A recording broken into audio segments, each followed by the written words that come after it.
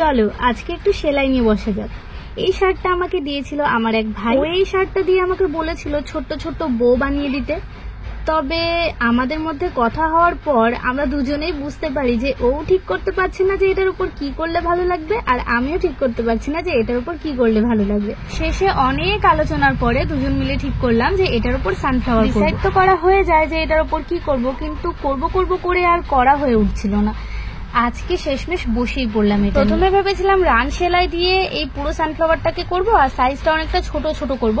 তারপর মনে হলো যে না, চেইন সেলাই দিয়ে এরকম একটু বড় সাইজের করলে ভালো লাগবে দেখতে। আর জানো, এই কাজটা করার সময় না আমার বারবার শুধু মনে হচ্ছিল এখন যদি আমার হাতের কাছে একটা সানফ্লাওয়ার থাকতো তাহলে কি ভালোই না হতো। তো এটা নিয়ে বসেছিলাম সকাল 11টার দিকে আর উঠেছি বিকেল 4টের দিকে। তারপর যখন পুরো শার্টটা কমপ্লিট হয়ে গেল, এইটা পরার লোভ আমি কিছুতেই সামলাতে পারলাম না। সোজা ফোন করলাম ভাইকে। ফোন যখন করে ফেলেছি ভাই কি আর না করতে পারে বলো। তো যাই হোক, আমি জানি না ভাই মনে মনে কি ভেবেছে, কিন্তু পরে তো নিয়েছি। প্রথমে আমি ভেবেছিলাম যে জামাটা হয়তো আমার গায়ে হবেই না, কারণ ও আমার থেকে অনেক রোগা। আর তারপর দেখলাম একটু ঢিলা হয়েছে। কাজটা পরে আর এই জামাটা পরে খুব মজা পেয়েছি আজকে। আর তোমরা কিন্তু বলতে ভুলবে না একদম যে কেমন হয়েছে আজকের কাজটা।